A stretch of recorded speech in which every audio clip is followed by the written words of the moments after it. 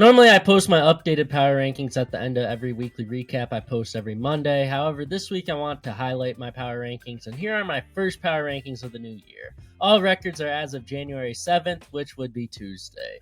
Coming in at 30, we have the Wizards, the worst team in basketball. Toronto Raptors basketball was supposed to be interesting this year with Barnes, Barrett, and Quickly, but this team has been awful. And at 8 and 29, they are the second worst team in my ranking. At 28, we have the Utah Jazz. Their record is bad because of Markkanen's bad start combined with injuries to the team. LaMelo Ball may be healthy and the leading vote getter for all-star guards in the East, but the Charlotte Hornets sit at 8 and 27 and are horrible, and that's why they're at 27. Health has cursed the New Orleans Pelicans, and they're at 26 in my power rankings. Disappointing young players has been a theme of the Trailblazers season. The team is not good at all, and they rightfully come in at 25.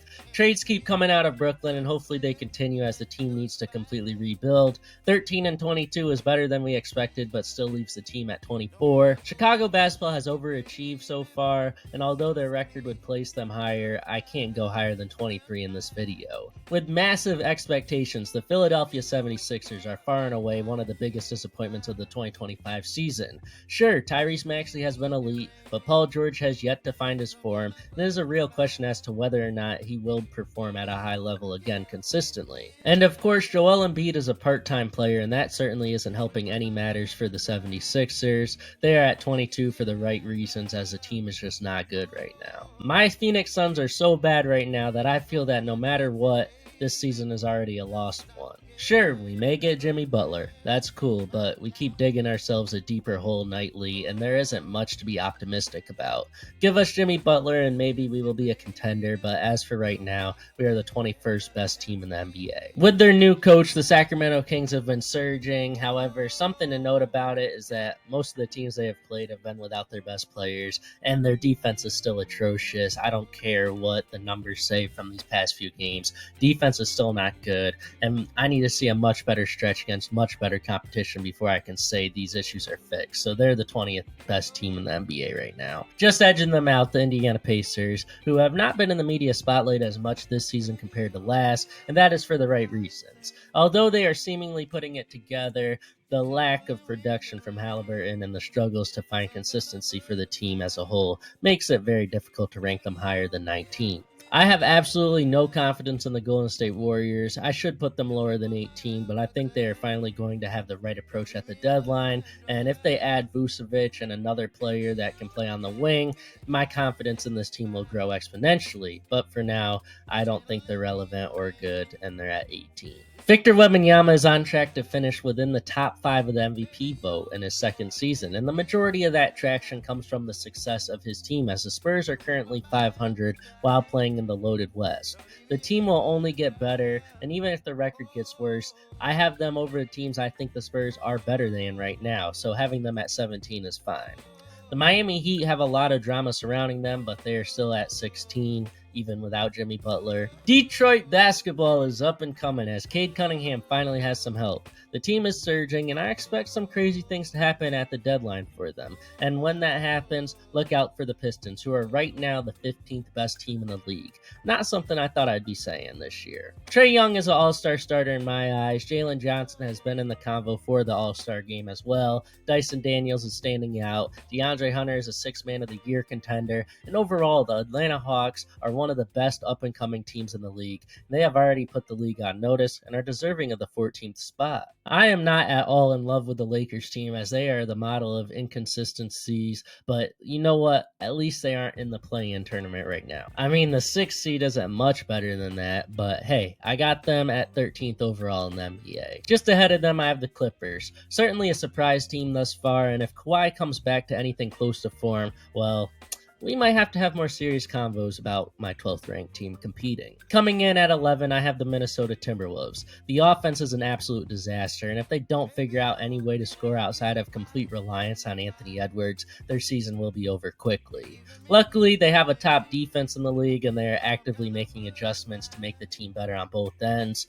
I think they can rise, assuming the offense works some things out, but I don't see them getting into the top 10 until then. Starting the top 10, I have the the NBA in-season tournament champions, the Milwaukee Bucks. I have a lot of confidence in this team to make a deep run in the playoffs if they stay healthy. Seeing how they have performed with a consistent starting lineup that has Dame, Taurean Prince, Andre Jackson Jr., Giannis, and Brook Lopez in it, and Middleton either absent or coming off the bench, and learning that Middleton will stay coming off the bench, I feel the Bucks are the 10th best team in the NBA and can move up depending on how they play these next few weeks. And I think the adjustments they're making are great adjustments. They still have a few issues to work out, though, outside of that. The only thing stopping the Rockets from being a top 5 team is the fact they have no real shot creator on the perimeter that can play, make, score, or shoot well enough to make the offense good enough to compete.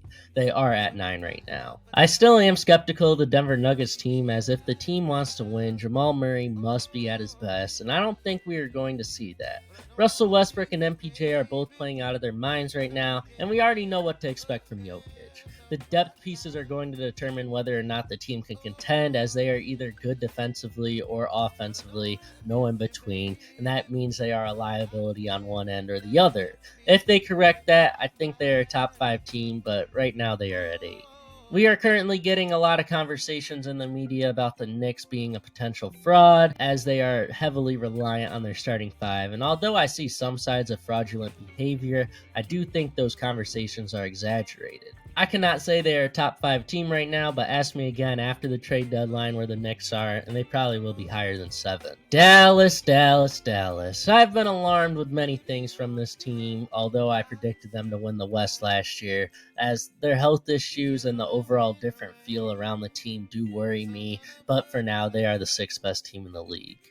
Starting my top 5, I have the Orlando Magic. Their top 2 players are not with them, and they are currently the 4th best team in the East. Adding one of those two to a team that is much more developed top to bottom now, as they haven't been reliant on their 2 stars, is absolutely scary. They do have a 3-point shooting issue, however, and that is why they most likely will drop out of the 5 spot that they're in now, even when health issues fade. The Memphis Grizzlies are a great team right now. However, they do have a size issue that will loom large come playoff time. And the scoring outside of Ja has been an issue in the past, so that does worry me as well. I want them to add a Jakob Poeltl or even a Cam Johnson, but until that, my worry about this team in the playoffs is something I won't not forget about, even if they are a top 4 team right now in my eyes. Surprisingly, I cannot put Boston at number 1, and even more shocking, they are not number 2. We know this team lives and dies by the 3 ball, but so far the system of 3-point shooting has had some blunders, most notably against the Thunder, so there may be some worry there, but other than that, if it weren't for the other 2 teams' dominance, they would be at 1. Definitely still the favorite to win the NBA championship, though. Coming in at number 2, we have the OKC Thunder. Even before they played the Cavs this week, they were going to be number 2 for me. Right now, they are dominating, even without Chet Holmgren. The defense is generationally good, but in today's NBA, offense wins, and that is why, coming in at number 1, we have the prolific Cleveland Cavaliers, who have the best offense in the NBA. Evan Mobley and Jared Allen are horrible matchups for many teams across the league, as they are both 7-footers, and with Evan Mobley finally embracing contact and both players being able to play make for one another, combined with their 2 guards being who they are, a deep bench and amazing 3-point shooting from nearly every player, this offense is insane. Defensively, they have perfect schemes that they run that make it challenging for opposing teams to find any type of consistent offense, especially when the defense is clicking. So it is clear that this Cleveland Cavaliers team that is on pace to win 72 games is the best team in the NBA right now. I hope you all enjoyed. Comment who the best team in the NBA is right now in your opinion. If you haven't considered subscribing, and if you want to see these power rankings updated weekly, I post them every week at the end of my weekly recap called In Case You Missed It, that drops every Monday at 3. One of the latest episodes is on the screen in the upper left, while my all-star selections are in the upper right. Y'all stay safe. Have a good one. Bye.